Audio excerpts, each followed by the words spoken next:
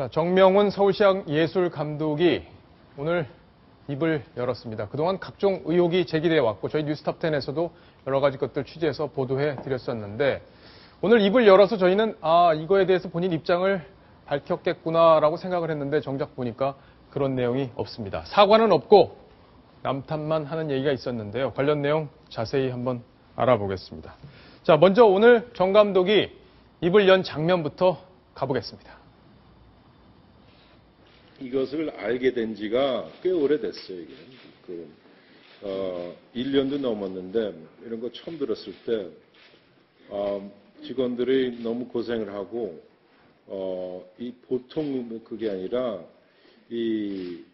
한번 불러들으면 몇 시간 동안 이것은 그냥 막 사람이 아닌 것처럼 이렇게 막 그런 스크리밍, 그런 걸 당한다는 거예요. 그래서 그러면 안 된다고 그렇더라도 또 자기들이 그래도 참아보겠대. 그래서 난 그런 거는 난 못 참는 사람이기 때문에. 근데 한 사람 한 사람씩 이렇게 나가기 시작한다고 그만두기 시작해. 그래서 그래서 내가 할 수 없이 서울시에다가 6주 전에 난 이런 걸 보고는 못 견디겠다. 나도 이 사람들한테 좀 도움이 돼야지. 그래서 그럼 난 그만두겠다 그랬어. 난 그만두는 걸 너무 좋아하는 사람이기 때문에. 근데 조용하게 해결되길 바랐는데 이게 해결이 안 되는 거예요. 자, 정명훈 감독 지금 조용하게 해결이 되길 바랬다라는 얘기는 결국엔 박현정 대표, 욕설과 막말 파문을 빚었던 바로 이 박현정 대표가 물러나면 조용히 해결이 되는 거였을 텐데 박수원 논설위원. 네. 자, 지금 박현정 대표의 욕설 논란, 이건 인권위에서 또 조사를 하고 있고, 그걸 통해서 여러 가지 조치가 취해질 거로 지금 예상이 됩니다. 네. 문제는 정명훈 감독의 그동안 이어졌던 전횡인데요. 네. 그거에 대해서는 아무 입장 발표가 없었어요. 그렇습니다. 박현정 대표에 대한 지적과 비판은 엄청 많은데, 예. 정작 정 감독 본인에 대해서 제시된 많은 의문점들, 예컨대 141억의 연봉을 받으면서 1년에 국내에 머무는 기간은 3, 4개월에 불과하고 또 공연 횟수도 한 5차례에 불과하고 또 본인의 해외 공연 일정에 맞춰서 국내 시향 일정을 마음대로 바꾸고 그러면서 또 비영리 재단이라고는 하지만 개인 재단인 미라클 오브 뮤직을 운영하면서 그쪽에 더 집중을 한다든지 이런 부분에 대해서 하나도 소상히 해명하고 또 어떻게 하겠다라는 하나의 얘기가 없이 지금 남의 얘기만 계속하고 있는 이런 상황입니다. 예. 자, 1년에 한 14억 원 정도 되면은 그걸 세금으로 받았기 때문에 엄청난 돈을 받았는데 그에 대한 책임과 의무 사실 다하지 못했다 이런 평가가 많이 나오고 있습니다. 자, 조수인 차장께 질문 하나 드릴게요. 아까 우리 화면에서 보면 박원순 시장한테 6주 전에 이미 얘기를 다 했고 나 그만두겠다 이렇게 얘기했다는데 결국에 이게 박현정 대표를 밀어내기 위한 압박용 카드 아니냐 이런 해석도 있어요. 네, 오늘 정명훈 감독 기자회견에서 눈에 띈 대목이 바로 서울시에다가 6주 전에 난 이런 걸 보고는 못 견딘다 이렇게 얘기를 했다는 부분을 공개를 한 건데요. 바로 그래서 박원순 서울시장이 12월 1일 날 박현정 대표를 만나서 그만둬달라 이렇게 요청을 하지 않았습니까? 그러니까 결과적으로 정명훈 감독이 박원순 시장에게 박현정 대표를 그만두게 해달라 이것을 요청했다는 것을 스스로 공개를 한 거죠. 예. 자, 그렇다면은 이번 사건이 결국 이번 파문이 정명훈 감독 원하는 대로 흘러갈지 계속 지켜봐야 될 것 같은데 윤정혜 기자, 지금 서울시에서 감사를 하고 있다고 하는데 자, 지금 박현정 대표의 문제, 욕설 파문에 대한 문제 이것도 감사를 해야 되겠지만 정명훈 감독에 대한 문제 같이 감사를 해야 될 텐데 감사가 잘 진행이 되고 있습니까?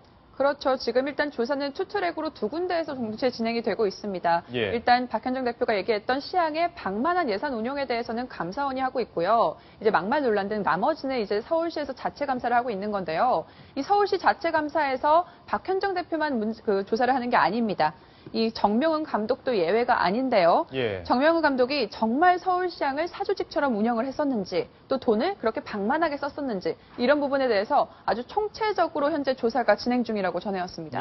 자, 그 감사 결과 관심을 갖고 지켜봐야 되겠습니다. 자, 지금 시청자 질문이 또 하나가 들어왔는데요. 이번에도 아주 날카로운 질문입니다. 이번엔 윤정혜 기자에게 질문이 왔습니다. 정명훈 감독의 세계적인 명성 인정하지만 혈세로 운영되는 시향에서 연간 14억 원을 받는다는 게 정말 놀랍네요. 자, 이 세금이기 때문에 놀라운 건데요. 이 엄청난 금액 무엇을 기준으로 정한 건지 궁금합니다. 네. 자, 지금 금방 답변이 되시겠어요? 네, 일단 정확한 연봉 산정 기준이 어떤 거냐 굉장히 예. 궁금해 하시는 건데요. 이 정명훈 감독이 처음에 서울시향에 왔을 때 연봉 계약을 할 때도 이 정확한 산정 기준은 존재하지 않았다고 합니다. 근데 당시에 얼마에 계약을 했는지 한번 보니까요. 계약서상에는 연봉이 한 2억 4천만 원 정도, 예. 그리고 한 번 지위를 할 때마다 4천여만 원씩 이렇게 받는 걸로 되어 있거든요. 예. 그러니까 이 지위를 1년에 몇 번을 하느냐에 따라서 그 연봉이 확 차이가 나는 겁니다. 근데 너무 이거 과한 금액 아니냐. 지위를 많이 한다고 해도 뭐 연간 평균 14억 원이 가니까요. 뭐 그런 예. 지적도 있는데요. 글쎄요, 다른 뭐 뉴욕 필하모닉이나 LA 필하모닉 뭐 이런 부분에 그냥 유명한 작곡가, 지휘자들이 받는 연봉과 비교를 하면요. 그렇게 차이가 나진 않습니다. 그러니까 어떻게 보면 글로벌 스탠다드에 맞는 기준이라고 볼 수는 있는 겁니다. 예, 다만 이제 LA나 뉴욕의 경우에는 공연 횟수가 워낙 많기 때문에 그렇죠. 조금 우리 한 연간 한 20회 정도 되는 서울시향과 비교하기는 조금 무리가 있다 이런 평가도 있기 때문에 참고해서 들어주셨으면 좋겠습니다. 자, 오늘 궁금한 거 박성원 논설위원께 또 하나 질문을 드려야겠는데 네.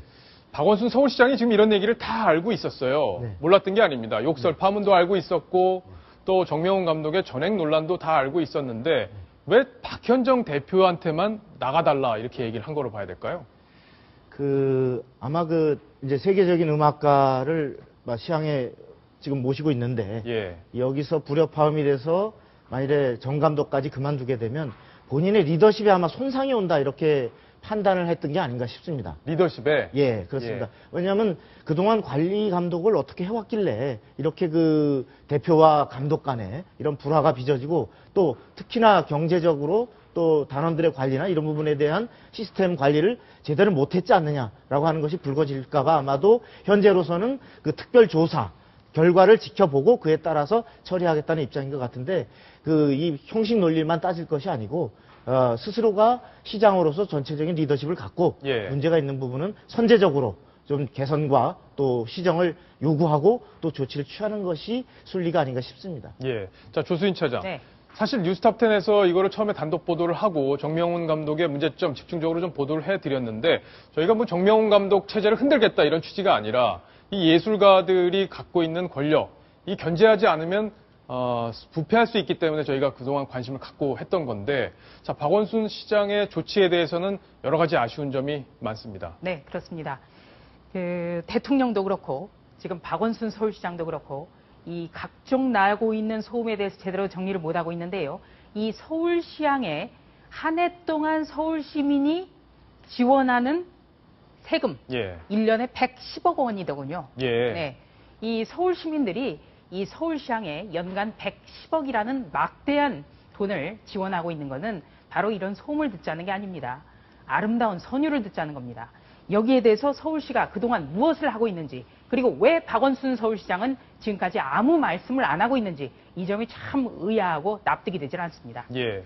자, 박원순 시장도 지금 뭐 준비를 하고 있을 거라고 예상을 하겠고요. 감사 결과 나오는 대로 확실한 조치를 당부를 드리겠습니다. 자, 오늘 재밌는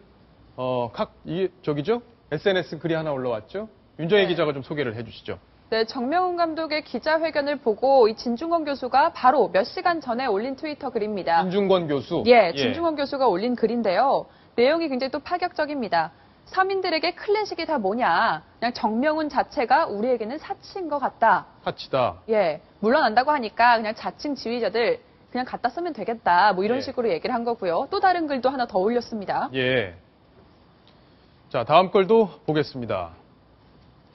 네, 이참에 천문학이니 물리학이니 국민의 혈세에 그냥 이렇게 낭비하는 짓은 그만둬야 한다. 예. 라고 하면서 이런 말을 달았네요. 서민의 덕목은 무식이어야 합니다. 아, 이게 무슨 말인가요? 네, 그러니까 일종의 정명훈 감독을 둘러싸고 고액연봉 논란이 계속 있었잖아요. 예. 그 고액연봉 논란에 대해서 어떻게 보면 불편한 심기를 이런 식으로 드러낸 겁니다. 자, 서민의 덕목은 무식이어야 한다. 이게 비과서 한 얘기로 보이는데 조금 그렇죠. 말이 좀 과한 것 같습니다. 네. 그러니까 지금 이 진중권 교수의 누나들이 서울시향에 있다 이런 얘기도 있던데 관련이 좀 있는 겁니까?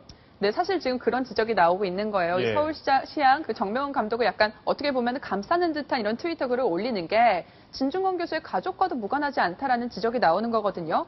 일단 진중권 교수의 둘째 누나 진은숙 씨의 경우에는요. 서울시향의 현재 상임 작곡가로 근무하고 있습니다. 예. 그리고 큰 누나 진희숙 씨도 서울시향에서 발간하던 월간지의 편집장으로 근무했던 이력이 있습니다. 아, 그러니까 그렇군요. 전 편집장이었던 거죠.